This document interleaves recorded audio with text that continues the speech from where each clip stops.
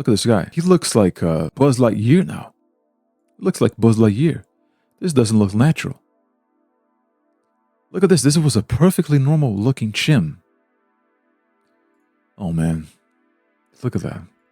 And this is with one of the top surgeons, one of the top implant designers in the world. One of the richest as well. And it looks like this. I mean, what else can I say? Guys, I'm a certified looksmaxxer now. Hunter eyes. Look at my hunter eye area. Look at my jawline. Oh my god, my life must be so good because I have, hunter eyes.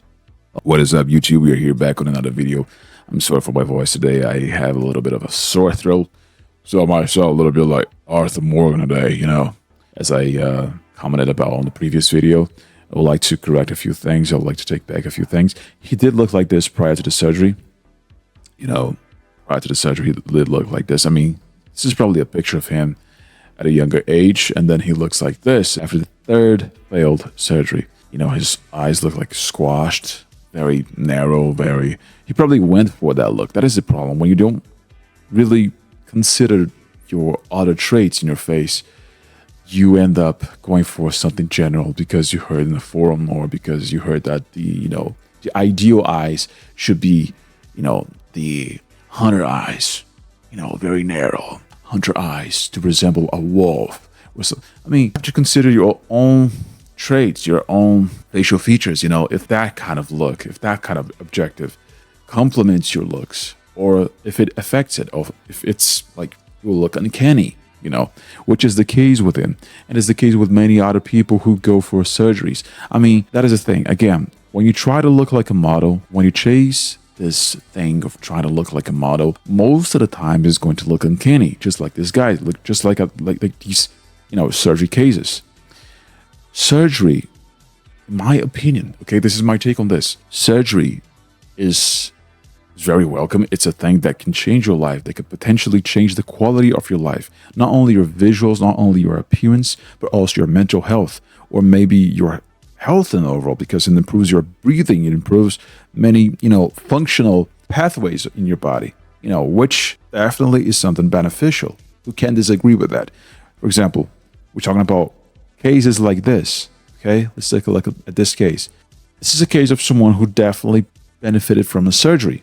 She doesn't look like someone else. She simply turned her into a version that she should have been naturally. I don't know if that's hard to understand, but like maybe she have come to the world like that, but maybe due to malnutrition, maybe due to bad, eating habits or bad postural habits, she ended up with some malocclusion. And that is the thing I'm all for. Like, surgery is completely beneficial when you suffer from some kind of malocclusion, especially when you're talking about jaw surgery, left foot one.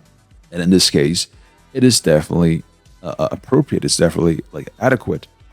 When you have a condition, when in the so-called looksmaxxing terms, when it's about to fix a faiload, when you try to fix a flaw, but when you try to create something, when you try to look like a model, when you look like perfectly normal, you end up looking uncanny. There will be something off about it. Trying to fix a nose that is perfectly normal already is nearly impossible because there's nothing to fix. More normal it is in terms of, aesthetics, in terms of, functionability, the harder it is to, alter it. The harder it is to actually not turn into something bad, not turn into a bad result. Because if we're talking about a completely normal person, completely normal looking guy, the chances of that guy coming out of the surgery room looking uncanny, looking like a doll is very high because he did not have a condition prior to that. When you have a condition, when you have a malocclusion, when you have a retrusion, like a chin retrusion, of course you're going to look way better because that's the way you should have looked like normally. You should have come, into this world like naturally. If you had a good diet, if you have good diet habits, you should have looked like that normally. But due to such, epigenetics, maybe reasons, you ended up, not looking like that. And then you simply correct it, right? I mean, symmetry. When you're busy, let me show you something. When you're busy working on something, working on a business, working on anything, developing any kind of human skill, right? You don't have time. You don't have time. You don't have time or the resources of the mental energy in order to chase these things. These things comes out of boredom. You're bored to hell, and you start to look at these things. You like to start to look at yourself way too much, and you start to consider, oh, maybe I should go for a jaw wraparound implant and try to look like Chico Lachowski or Jordan Barrow, or going for, I don't know, lengthening surgery. I mean, think about the greatest man in the history of humanity. Talking about artists, singers, composers, I don't know, scientists. You think they would spend their life trying to look like a model? This comes from a mental suffering, thinking that you deserve more validation than you should. Oh, I did not get enough validation. Not talking about cases where you fix an existing condition. So usually I tend to lean on Greek philosophy in order to build my critical thinking. I mean, who else could I lean on to as a source of critical thinking, as a source of wisdom, if not Greek philosophy, right? Based on this, I would say that this kind of desire is a failure of moderation. It's a desire taken to excess. It comes from vanity. It doesn't come from virtue. And most likely, these people, they are addicted to seeking validation, to seeking external validation to feel more accepted. Chasing validation causes more anxiety than peace. That is the thing. You are probably addicted to validation, and you're probably thinking that you should deserve more validation than you had. And who told you that? What makes you think that? What makes you think you should have earned more unearned validation because all the other kids had, I don't know, blue eyes or anything, they were taller than you and they got more validation than you? That is the world. That is the way things work, Know your position, know your type, know your archetype. Maybe you don't have the archetype to be the tall, strong guy, hyper masculine guy, or the hyper boyish, feminine looking guy. That's it. Contentment. That will bring more peace to your soul, more peace to your mind than chasing these things. Like trying to trying to change the way you look is a sign of mental illness, honestly. Like, think about people who change their eye color. Don't you see anything wrong with that?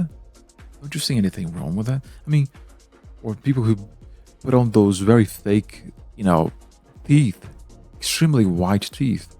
You're not accepting yourself. I mean, I'm not saying that, you should accept yourself in the sense of coping, in the sense of weakness, like some women, like some people promote, embrace your fatness, embrace being fat. I'm not saying that. No, it's not the same thing. I'm saying the sense of the things you cannot change, accept it, brother. If you cannot change it, what else can you do about it? If not, fill yourself with contentment. Because at the end of the day, regardless of your height, regardless of the way you look, you will end up in the same place. It will come dust. It will turn into dust. Men are not supposed to be beautiful. That might come as a benefit, definitely. Like, it's just like being tall, and I mean, everyone would like to have that, right? Men are supposed to be beautiful. They're supposed to be good, virtuous, strong, physically strong. You must be physically strong. Oh, I'm not gonna work out because, it's going to detriment my cells, bro. I'm gonna age faster. Shut the fuck up, man.